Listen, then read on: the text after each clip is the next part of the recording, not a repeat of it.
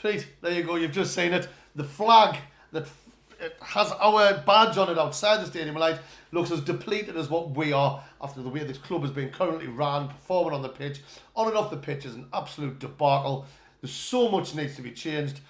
The word that's been used, especially after yesterday's performance, which kind of fits the way that the club is in general, is embarrassing. Yesterday I left the stadium, I stupidly stayed till the end. And when I left the ground, there was people laughing, walking away from the stadium. I was like, you see me at the end of the video, I was laughing because I got that angle, that point where you passed that angle and you were just like, what the hell? What's going on? How bad's it turned? It's just ridiculous. I mean, there's so much that's went wrong. And it goes from top to bottom. In the past I've had KLD's back, I've had this person's back, I've had that person's back. But there's too much now. There's far too much that's went wrong. And enough's enough. I feel sorry for these young players to be tossed in the deep end and tell to swim. It's so hard for them. I know they didn't put in a performance what they're capable of doing, but you've got to look further up, man. Like Lyndon Gooch has recently said, the young players look to the experience, which was Bart, Gooch, and he was speaking about Dan Neil, he was speaking about Ballard, the likes of them, and now look, it's young players looking after young players, and it simply isn't good enough. I think Dodds is, there's too much of a friend relationship, and if you watch Luke O'Nine's interview after the game, he called them Doddsy. Now they put in a performance against Cardiff and they just didn't turn up against Blackburn. I couldn't get my words out there. I'm just pissed off at the way everything's gone, Stephen, at the minute. The way Speakman just decided to decimate our team and bring in a load of bands, but then you've got to look further up above him. What's his budget? What's KLD been saying to him to pass down, like, get rid of all the players? Obviously you've all heard about the loan, what's just being took out. Well, it all comes down to something that you've mentioned a few times before in previous videos, Paul, and that's transparency. We need to know what's going on. The Speakman's, we know he's got this model, he's got this idea, he's got in his head what he's doing and all that. But it's getting worse. It's getting worse. Yes, I understand bringing young lads and then sell them for a profit and improve your team, but we've got rid of all the experience. We're bringing in youngins. Yeah, we know we're going to get money for Clark. We know we're going to get money for Ballard, and by the looks of things, Hume and that in the summer. But they're our consistent performances this season. So you get rid of them, and then what are you going to do? Are you going to invest in the club? Are you going to bring in experience? Or are you going to just bring in more kids that need years under the belt to improve to then get a profit? Is this just going to be a never-ending story? Because this is what we don't know. No. You just keep on mentioning this flaming model, but we don't know fuck all about it. And this is not good enough. And that it's starting to have a nasty effect on the whole aspect of the club. Every supporter. Yesterday, and by the way, we'll just hit this on the head now. Announcing the attendance at grounds. Sort your shit out. It was clear for everybody to see that there was nowhere near 42,000 there yesterday. I know the DC. Stop counting the people who's just bought tickets at the start of the season. Actually count the people who walk through the turnstiles. Because it's embarrassing. We are a laughing stock because you're lying. You're lying through your teeth about who's there to make us sound bigger and more successful. It's not good enough. It's shit. Do you know what I know, mate? Sorry. No, it's you're passionate, mate, and it's right. Like I said, we need a new man in now.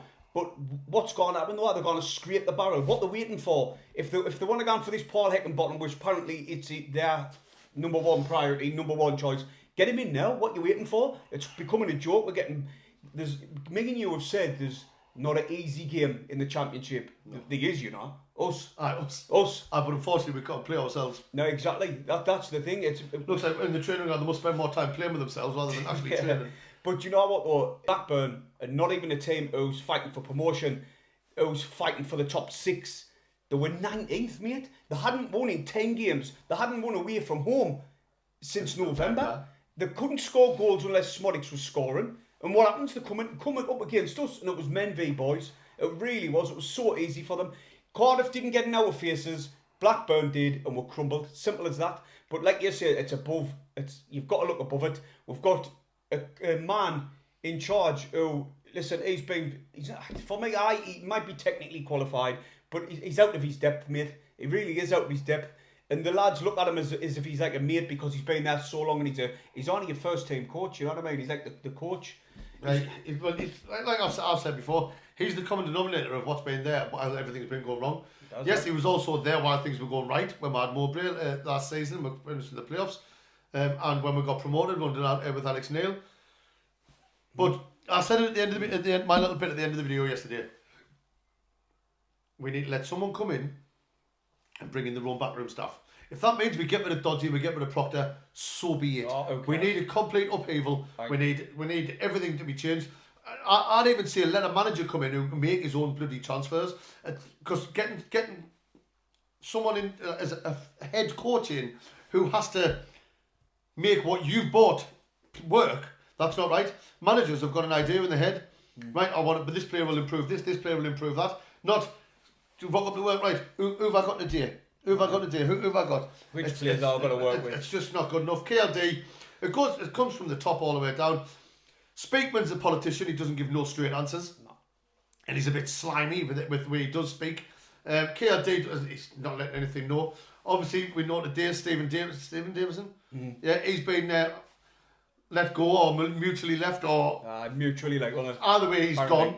Which means that says to me that he was the one in charge of the debacle when we played Newcastle with the Black Cats bar and all that, right. Or is he being made the scapegoat for it? That's my worry, mate. If he's being made the scapegoat, then it's just they're just trying to keep this.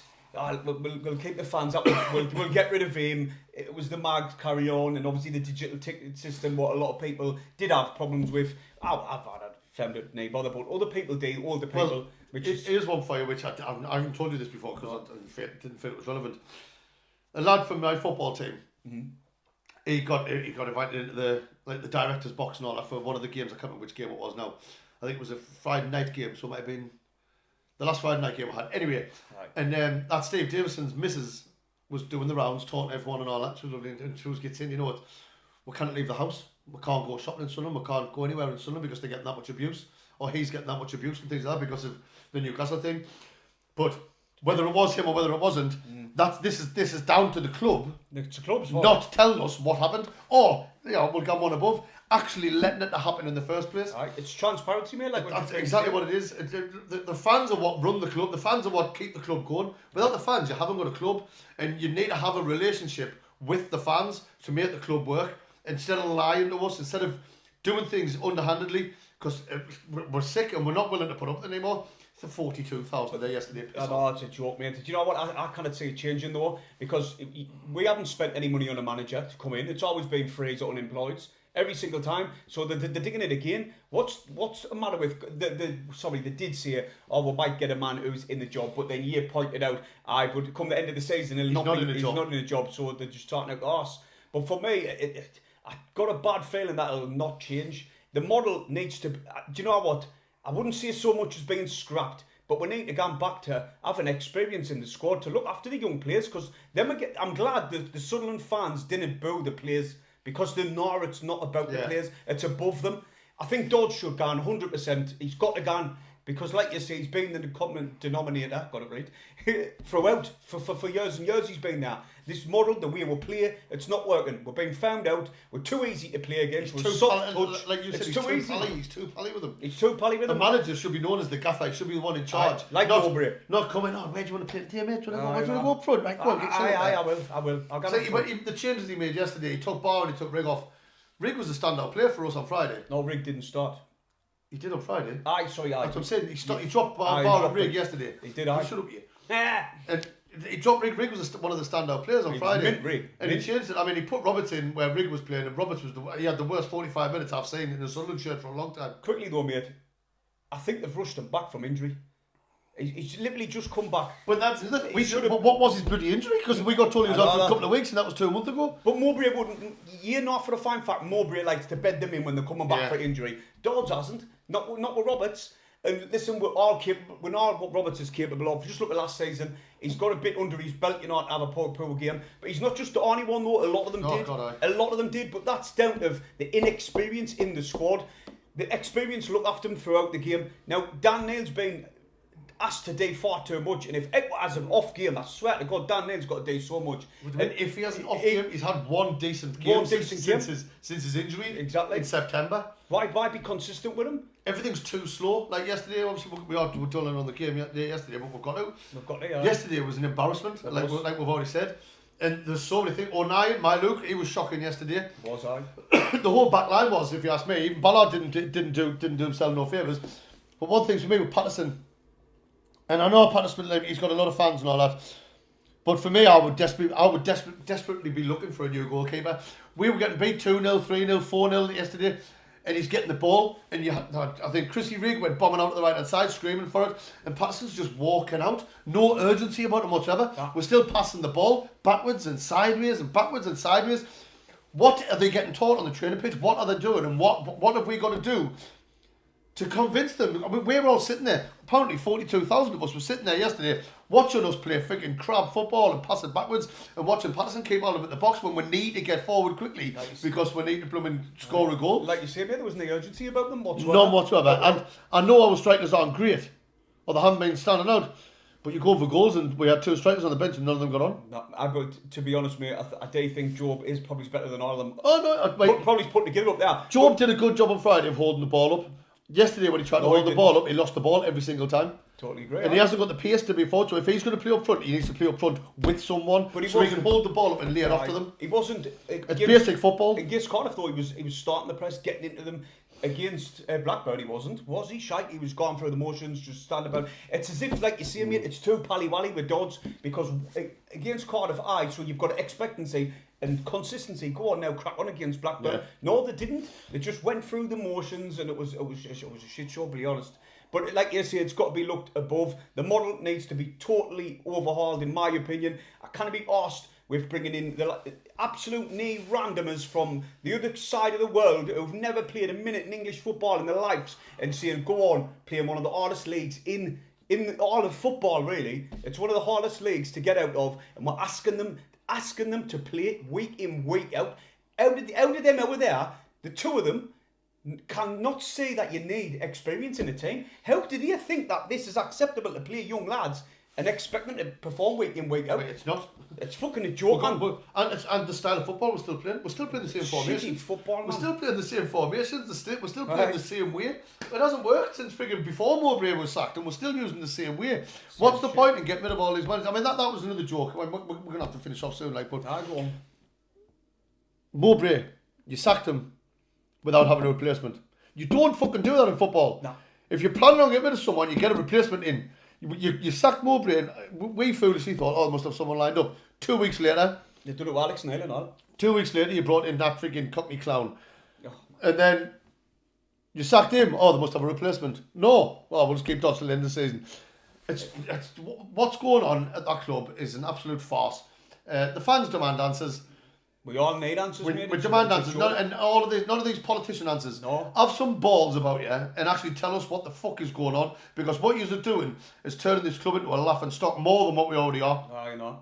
Well, like you say, mate, Dodds, I think he needs to go on. I really do, because He shouldn't be in. If we start, and then funny enough, Pickman's been getting the automatic renewals of the season tickets. Then they've got to try and email and get in touch with the club, which you can't fucking get in touch with them. That's another fucking joke behind the scenes. But apparently this David Bruce has come in replace of Steve Davison. Obviously, like, he might fucking change some things around. I know him. I went to school with his brother. Is he any good? Well, I don't know what he's like as a business sense, but he was a hell of a goalkeeper when he was growing up. I hope so. Well, anything can be better than which way it has been gone. If this continues next season, mate, we are in the relegation zone, that's for sure. Well, I've renewed my season ticket because I'm a mug. I have always have been. I mean, I said in our preview for the Cardiff game, was it the? Oh no, I can't remember. One of the last videos we did, I said I just want to see us go for it for the rest of the season. And after the Cardiff game, we thought, oh well, there might be a chance. We'll play it. And then yesterday was just. I think yesterday was probably worse than the Stoke game last season. It was. Well, the players have got to hold their hands up. Oh, 100%. The players were shocking. They've got to take some accountability for that, because it was shocking. Dodds asked he as well. Bringing on Jack Clark 4-0 down is a joke, because all that was going to do is potentially injure the lad. No, it was 3. How are Oh, was it 3? It was 3. It was only 3. But it is an interesting fact. I don't know if you looked at the stats yesterday. Obviously, the scoreline was 5-1 to Blackburn, yeah? Did you know that Sunderland and Blackburn had the exact same amount of shots at goal and the exact same amount of shots on target? No. Except they scored 5 and we scored 1. Because they've got a proper striker up front. Gallagher, absolute unit. But we'll probably get into more detail about that in our match preview. Right, we'll have a match preview tomorrow. We'll see you then. And subscribe and hit the thumbs up on this video. See you in a bit. Doodle.